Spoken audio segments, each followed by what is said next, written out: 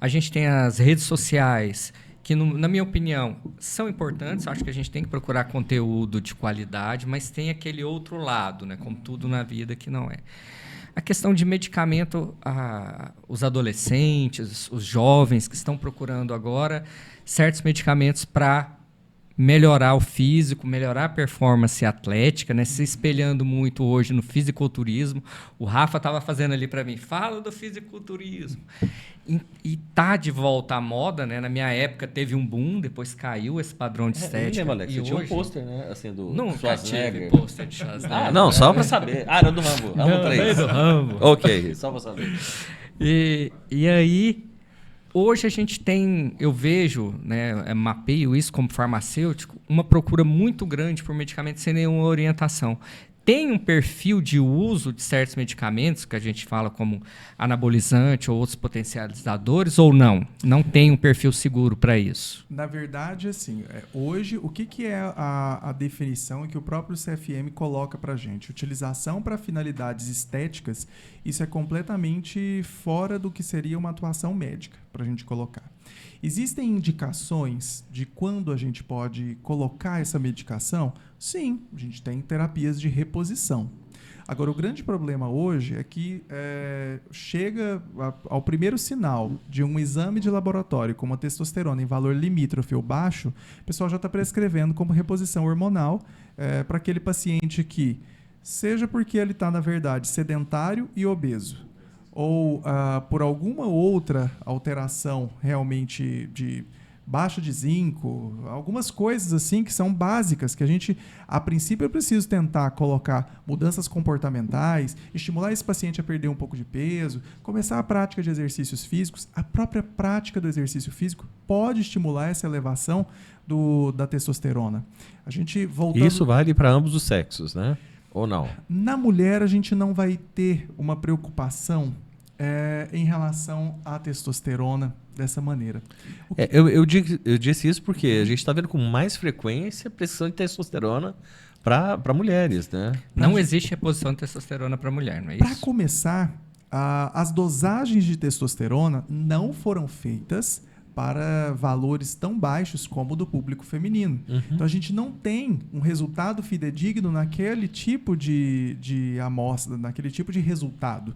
Então, para eu, baseado num resultado de exame de laboratório, dizendo que a testo de uma mulher está baixa, eu fazer indicação de reposição, está errado. Está errado. Já começa por aí.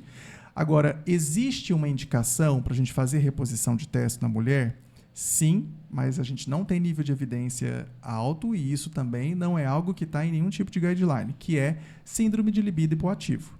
Para síndrome de libido hipoativo, sim, a gente tem essa certa orientação de poder ser utilizado. Agora, a questão do libido feminino, principalmente, ela está envolvida com uma série de coisas. Não é só a testosterona que vai trazer esse benefício. E muitas vezes as pacientes elas não são informadas do malefício. Elas trazem como algo assim, nossa, é vida, libido, você vai ter um rendimento melhor, mas esquecem de passar. Alteração de cabelo, acne. Até porque essas informações vêm do colega, de alguém da academia, e geralmente quando passa, nunca passa, só passa o lado bom, né? Nunca passa o lado ruim. E a gente tem uma coisa, pessoal, que assim, a quantidade de hormônios utilizados hoje, a gente só conhece menos de 10%. Que é o que o pessoal tem que a gente sabe que está ali prescrito. O que está vindo do mercado clandestino é muito maior. É muito maior. E a incidência hoje do que a gente vê, por exemplo, de episódios, né, de tromboembolismo, insuficiência cardíaca, insuficiência renal, que estão vindo por conta da utilização dessas medicações, é muito preocupante. Tem duas coisas que me chamam muito a atenção quando a gente fala desse tema. Que, primeiro, quando se fala em fazer o uso de esteroides anabolizantes, vou crescer a musculatura. Tem um detalhe que fica até de alerta, né, Alex e Dr. Diego? O esteroide ele auxilia no crescimento do músculo. Sim. Só que existe um probleminha. Existe um músculo interno chamado coração, que também cresce. O problema é que o coração cresce para fora e para dentro. E aí você tem pacientes extremamente jovens com um coração muito comprometido. A gente vai ter esse problema da insuficiência cardíaca que ainda pode ser potencializada por um paciente que está hipertenso, não sabe que está hipertenso, e essa hipertensão vai ser ainda um fator, né, de causa, de origem, para pior ainda maior dessa insuficiência cardíaca. Hoje, gente, a beleza, né, o corpo maravilhoso, aquilo é o que está na rede social.